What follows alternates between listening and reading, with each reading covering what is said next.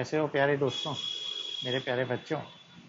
पढ़ पढ़ के परेशान हो रहे होगे, वीडियोस अलग देखने पड़ रहे हैं और ऑनलाइन ही ऑनलाइन पढ़ाई। पर यही तो जीवन है बच्चों।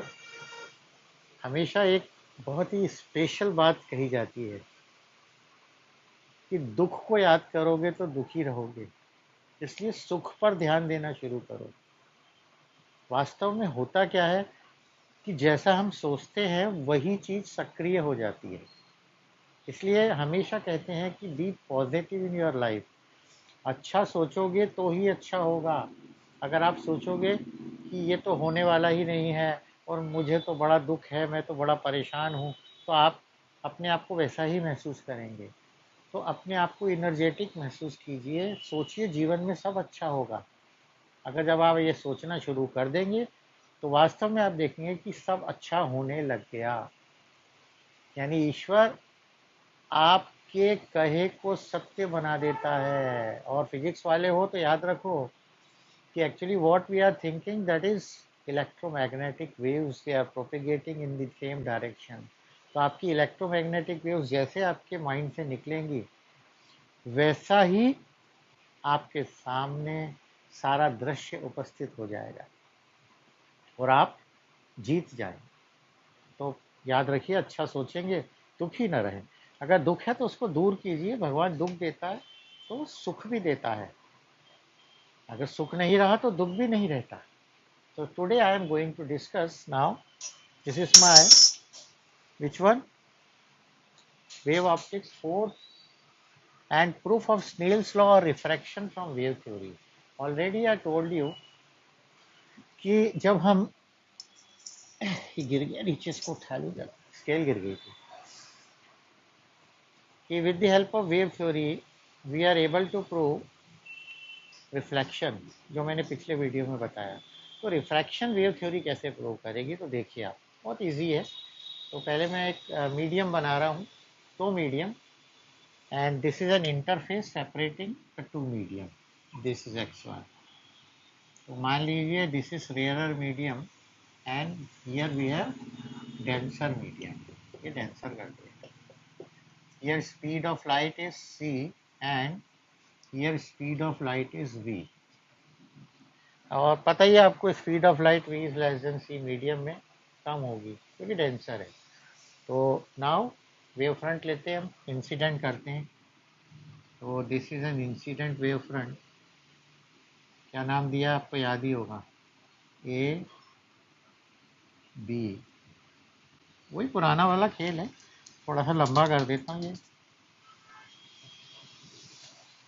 अरे यार, कहाँ क्या, बहुत दिक्कत हो गई, दूसरा लगाना पड़ेगा। ओके, सो नाउ दिस रे, यहाँ पर रे भी होंगी आपको पता है। So this is first ray and this is second ray. Rays are always normal and this is a plane wavefront, incident wavefront है। क्या है ये, इंसिडेंट वेवफ्रंट। ठीक है बच्चों, ये रे सीधी चली जाएगी देखो, और यहाँ पॉइंट आउट करेगी and this is B dash, और ये अंदर जाएगी। अब ये कितनी जाएगी, एक्चुअली ये डिस्टेंस है B B dash, and distance you know very well, distance is equal to speed into time. तो स्पीड c है and time is suppose delta T. और यहाँ से जब ये अंदर जाएगा तो दिस इज ए डैश यानी v delta T, and we know that c is greater than v, it means bb dash is greater than a dash. It means ये जो पोर्शन आएगा इसका वो थोड़ा सा कम होगा, होगा कम, हमें कोई दिक्कत नहीं है। तो what we are doing with centre a and radius equal to A dash, किसकी रेडियस लेंगे, ए डैश, और एक आर्क बनाएंगे। ये देखिए, and then from here I draw a tangent, B dash से टेंजेंट ड्रॉ करूंगा, and my this point is A dash. और यहाँ से रे बनाती। कौन सी रे होगी? ये 2 डैश। यहाँ से भी एक रे होगी इसके पैरेलल, 1 डैश। सी भी ले सकता हूँ मैं, लूँ? लेता हूँ सर, एक पॉइंट सी भी ले लिया मैंने, तो उसकी भी एक रे होगी। तो उस रे को मैं 2 नाम देता हूँ, इसको 3 कर देता हूँ। तो ये रे एक तो सीधी यहाँ जाएगी and then here, this is my C dash and this point is O and from here I draw a normal। Normal भी डाल दिया। अब आप कहोगे सर एंगल ऑफ इंसिडेंस तो बताया ही नहीं। बता रहा हूँ ना, this is incident wave front, so this is angle of incidence I and this is my, कौन सी वेव फ्रंट है? Refracted wave front. तो ये हो गया मेरा एंगल R। करेक्ट है बच्चों? फिर से बता रहा हूँ एक बार, बता क्या रहा हूँ मैं, लिख रहा हूँ, लिखूंगा तब आपको समझ में आ जाएगा कि मैं क्या बताना चाह रहा था। ये भी आएगा अभी इसमें। ये एक्स वाई मेरा इंटरफेस है। Consider an interface X Y, ये एक्स वाई है, सेपरेटिंग टू मीडिया। ठीक है, let A B is our incident wave front, incident at N, है 2 बार लिख दिया, एट एन एंगल आई, है ना। इंसिडेंट कैसी? प्लेन वेव फ्रंट है। और 1 2 3 क्या है? रेज, बिकॉज ये वेव फ्रंट में रेज होती हैं। Rays they carries all the energy of wave front. ठीक है, तो ये मैं पूरा बता रहा हूँ कि रिफ्रैक्शन के बाद क्या हुआ, ज़्यादा मैं इसके नहीं लिखने वाला।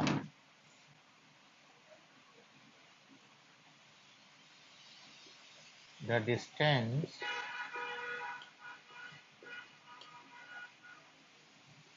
covered by rays, यानी वेव फ्रंट भी आफ्टर टाइम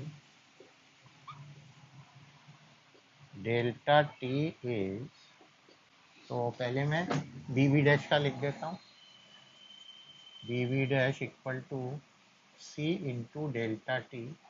फार्मूला क्या होता है बच्चों? Distance is equal to speed into time. Okay, and A dash is equal to V into delta T. Correct है बच्चों? तो as C is greater than V, therefore B B dash is greater than A dash. ये clear हो गया। ये है, ये ए dash, ये सी डैश और ये बी। ओके, अब प्रूफ ऑफ फर्स्ट लॉ करना है मेरे को, तो आफ्टर रिफ्रैक्शन लिख देता हूँ। क्या हुआ? After refraction, after refraction A dash B dash is our refracted wave front। Correct? तो मैं एक बार और आपको समझा देता हूँ ताकि आपको ये ना लगे कि ये कैसे हो गया। देखिए, यहाँ से दिख नहीं रहा है, यहाँ से दिखेगा। X Y is interface, A B is our plane wave front incident at an angle I. तो जो भी प्लेन वेव फ्रंट होती है उस पर रेज बनाते हैं नॉर्मल। ये नॉर्मल बना दी हमने, ये 90 डिग्री होती है, आपको मालूम है। ये पेन देखो तो गड़बड़ कर रहा है। ये 90 डिग्री की रेज है सारी की सारी, ये भी है ना, और यहाँ भी ये 90 ही होंगी, ये भी रेज है। So what happens here, this is rarer medium, this is denser, here speed of light is c, here speed of light is v। कई बार v1 v2 भी लेते हैं, तो ले सकते हो आप। एंड इन वैक्यूम और एयर इट इज मोर, तो सी इज ग्रेटर देन वी, ये तो पक्की बात है। नाउ ये रे सीधी जाएगी और यहाँ टकराएगी बी डैश, और suppose it takes time delta T, तो यहाँ से भी जाएगी पर अब वो अंदर जाएगी तो ये भी डेल्टा टी टाइम लेगी, but it covers less distance because it is denser medium. तो देखो ए डैश होगा V into delta T. So from A मैंने एक with center A and radius equal to A dash draw an arc, and then from B dash I draw a tangent. So A dash B dash is my refracted wavefront and this is angle of refraction, and from here point O I draw a normal OA. तो ये देख लो आप एक बार फिर से, consider an interface XY separating two media, और लंबा कर सकते हो आप, let AB is our incident wave plane wavefront incident and an angle I.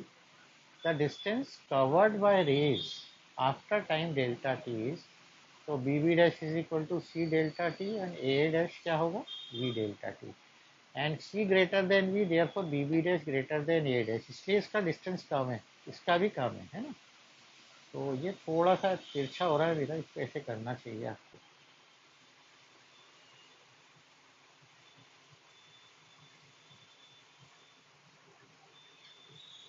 ये सी डैश, और ये सब पैरेलल है, देखो ये देखो ये कौन सी रे है, थ्री डैश, ये है टू डैश और ये one dash, all are parallel, here also they are parallel, right?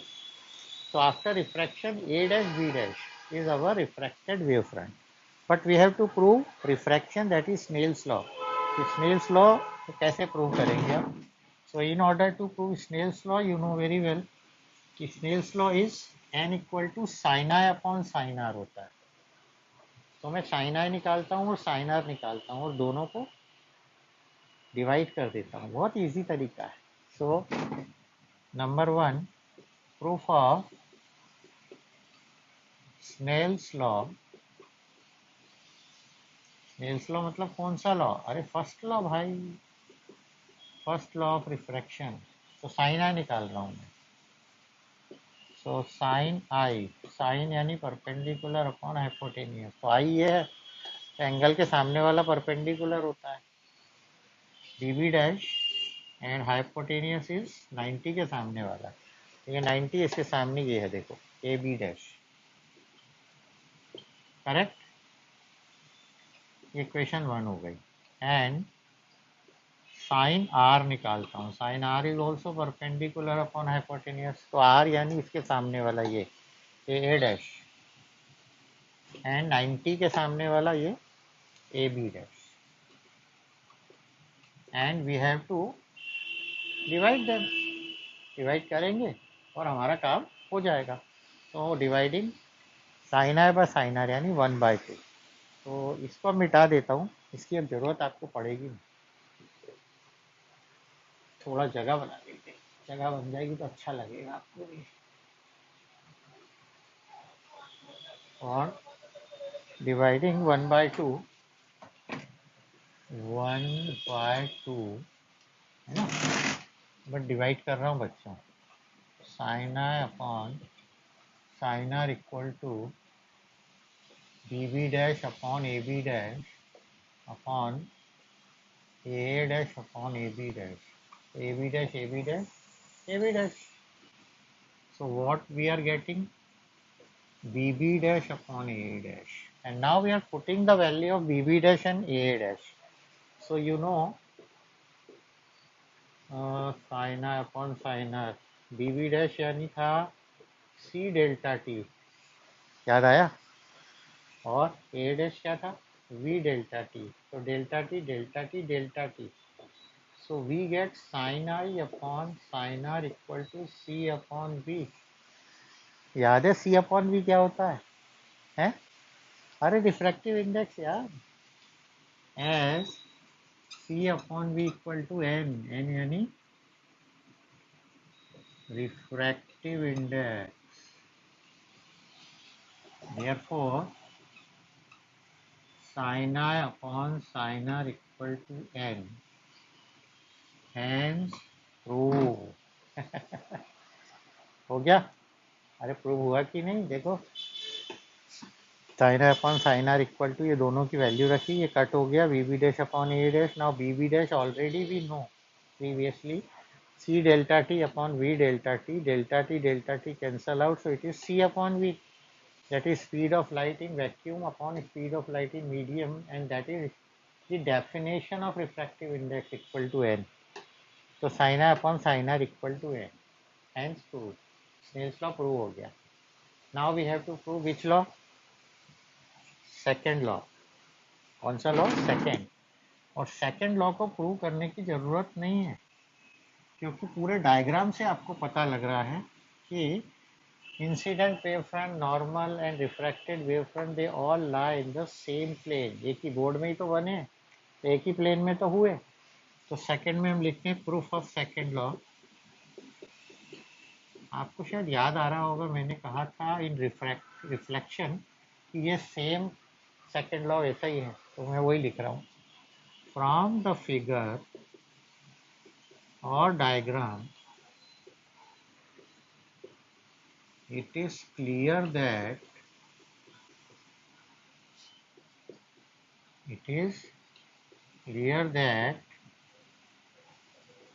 the incident wavefront